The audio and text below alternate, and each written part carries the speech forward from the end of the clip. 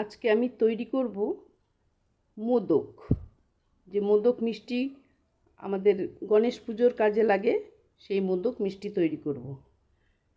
তাতে লাগবে আমার 2 কাপ ছোলার ডাল, 1 কাপ চিনি, 2 প্যাকেট দুধ, এখানে আছে কিছুটা এলাচটাকে আমি গুঁড়ো করে পাউডার করে নেব, আর আছে ঘি, এই যে গাওয়া ঘি আছে।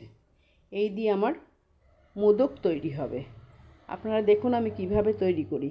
প্রথমে আমি কড়াই দুধটাকে ক্ষীর করে নেব। ক্ষীরটা হয়ে গেলে আমি এইটাকে ভিজিয়ে দেবো। ভিজানোর পরে এই 2 ঘন্টা মতো ভিজে গেলেই এটাকে আমি ভালো করে তেলে ভেজে নিয়ে গুঁড়িয়ে নেব।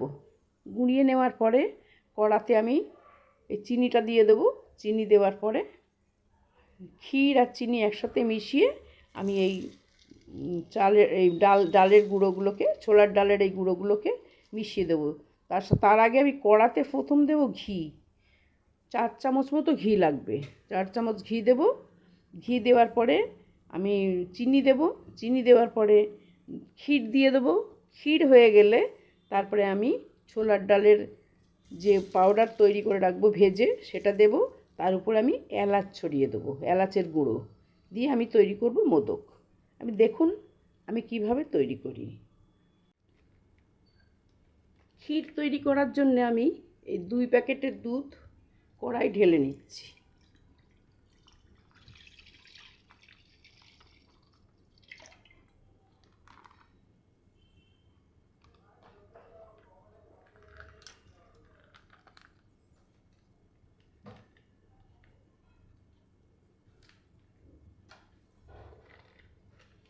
আমি পরপর এই 2 প্যাকেট দুধ কড়াই ঢেলে নিলাম। এবার আমি এই কড়াটা গ্যাসে বসিয়ে পুরো ফুটিয়ে আস্তে আস্তে নেড়ে নেড়ে ক্ষীরটাকে তৈরি করে নেব। এতে একদম একটু জল দিলে হবে না। এই দুধটা যেন একদম কাউ মিল্ক হয়। এমনি অন্য দুধে ভালো ক্ষীর হয় না, কাউ মিল্কের ক্ষীরটা ভালো হয়। এভাবে আমি দুধটা নিয়ে নিলাম কড়াই। এবার আমি ওভেনে বসিয়ে গ্যাসের জ্বালানি দিয়ে আমি দুধটাকে ক্ষীর বানিয়ে নিচ্ছি।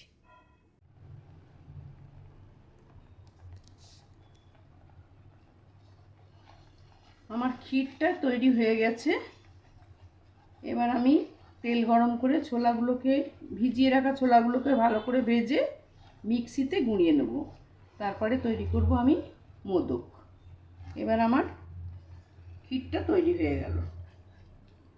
আমি এলাচটাকে গুঁড়িয়ে নিয়েছি, ছোলার ডালটাকে ভিজিয়ে দিয়েছি। এবার ছোলার ডালটাকে ভেজে নেব, নিয়ে মিক্সির বাটিতে দিয়ে ভালো করে গুঁড়িয়ে নিয়ে আমি তৈরি করব। এই ক্ষীরটা দিয়ে মোদক তৈরি করব।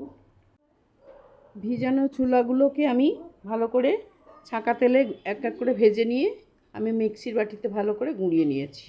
এইভাবে পাউডারের মতন করে নিয়েছি। আর এখানে আমি এলাচটাকে গুঁড়ো করে নিয়েছি। আর আমার 2 প্যাকেটের দুধ, এই যে ক্ষীর তৈরি হয়ে গেছে। এবারে আমি শুরু করব মোদক। কড়াইটা আমার গরম হয়ে গেছে। কড়াই আমি এবার 4 চামচ ঘি দিচ্ছি।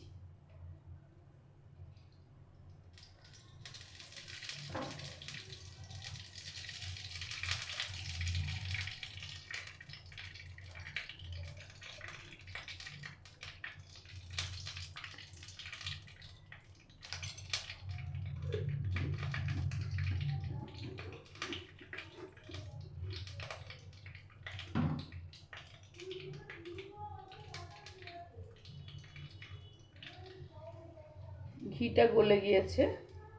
এবার আমি এতে গুঁড়িয়ে রাখা ভাজা ছোলার ডালটাকে গুঁড়িয়ে রেখেছি, সেটাগুলো দিয়ে দেব।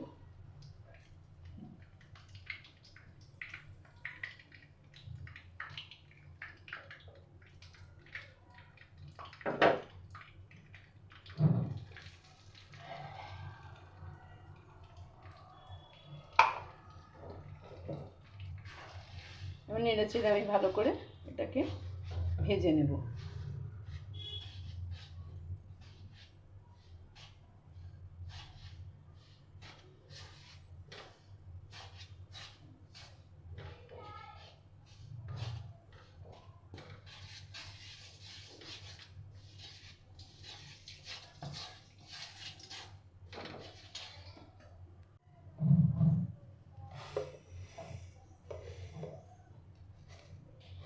এতে এবার দিয়ে দিলাম আমি 1 কাপ চিনি।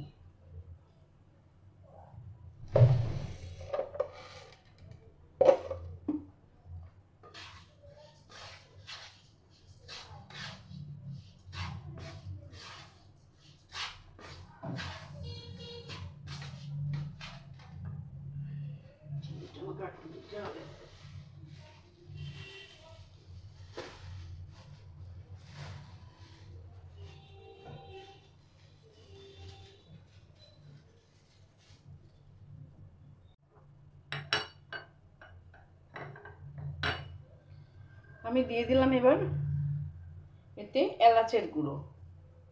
এলাচগুলো আমি গুঁড়িয়ে রেখেছিলাম, সেই এলাচের গুঁড়ো ছড়িয়ে দিলাম। আর দিয়ে দিচ্ছি আমি তৈরি করে রাখা ক্ষীর। এই ক্ষীরটা আমি তৈরি করে রেখেছিলাম 2 প্যাকেটের দুধ দিয়ে, সেইটা দিয়ে দিলাম। এবার ভালো করে এবার ক্ষীর দিয়ে আর ছোলার ডালের গুঁড়ো দিয়ে ভালো করে আমি, চিনিটা আপনারা কম বেশি করতে দিতে পারেন, আমি একটু 1 কাপের বেশিও দিয়ে দিয়েছি, আর একটুখানি দিয়ে দিলাম চিনি। যেহেতু ছোলার ডালের গুঁড়োটা আমার একটু বেশি হয়ে গিয়েছিল, তাই আমি চিনিটা আর 1 কাপ দিয়েছি, 2 কাপ চিনি দিয়েছি। 200 গ্রাম ছোলার ডালে 2 কাপ চিনি, 2 প্যাকেট দুধ, আর দিলাম চিনি, এলাচের গুঁড়ো দিয়ে এবার ভালো করে এটাকে তৈরি করে নিয়ে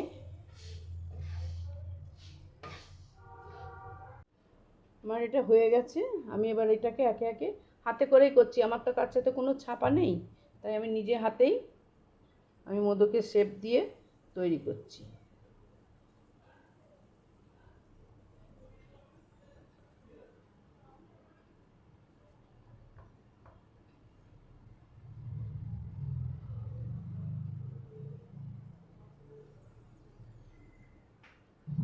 ছাপা থাকলে পারে ছাপার মধ্যে দিয়ে এটাকে করতাম, কিন্তু ছাপা তো নেই, হাত দিয়েই করতে হচ্ছে।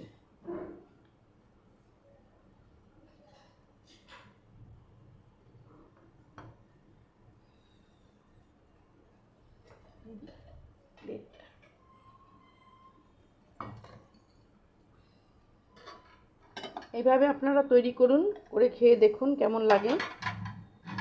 এত ক্ষীর দিয়ে করেছি না, অনেকটা ক্ষীর দিয়ে দিয়েছি, ক্ষীর না হলে তো মোদক ভালো হয় না।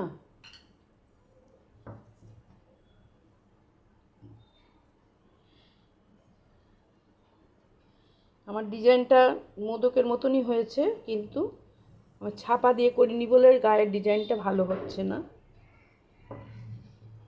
আমি হাতে তৈরি করে করছি।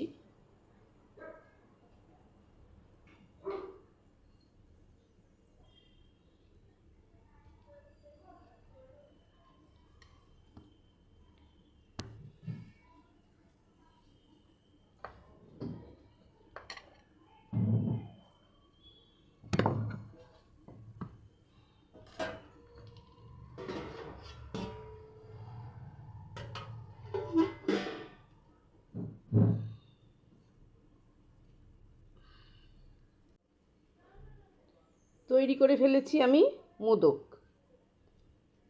গণেশজি খুব আনন্দ করে এই মোদক খেয়েছেন আমার। হ্যাঁ, দেখুন তো কেমন হয়েছে, একদম পারফেক্ট। আপনারাও তৈরি করুন, করে গণেশজিকে পুজো দিন।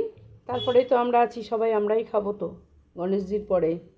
আপনারা তৈরি করে দেখুন কেমন লাগে, আর আমি কেমন করে মোদকটা তৈরি করলাম সেটা আপনাদের ভালো লাগলো কি না অবশ্যই কমেন্ট করে জানাবেন।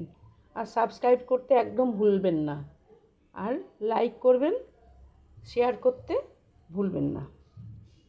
হয়ে গেছে আমার মোদক তৈরি। কিছুটা ক্ষীর দিয়ে আর ছোলার ডালের ভাজা গুঁড়োটা দিয়ে আমি বানিয়েছি মোদক। হয়তো দোকানের মতো দেখতে হয়নি অত সুন্দর, কিন্তু জিনিস যা পরিমাণ দিয়েছি আমি সবই মোদকের মতো। আর বাকি যেটুকুনি আমার কাছে গুঁড়ো ছিল সেটা দিয়ে তার মধ্যে একটু কাজু কিশমিশ কুচো করে দিয়ে দিলাম, দিয়ে ভালো করে আমি এই লাড্ডুটাও বানিয়ে ফেললাম। আমার লাড্ডু হয়ে গেল, আবার মোদক তৈরি করাও হয়ে গেল। দুটো একসাথে একই পদ্ধতিতে আপনারা বানাবেন, খুব সুন্দর খেতে লাগবে।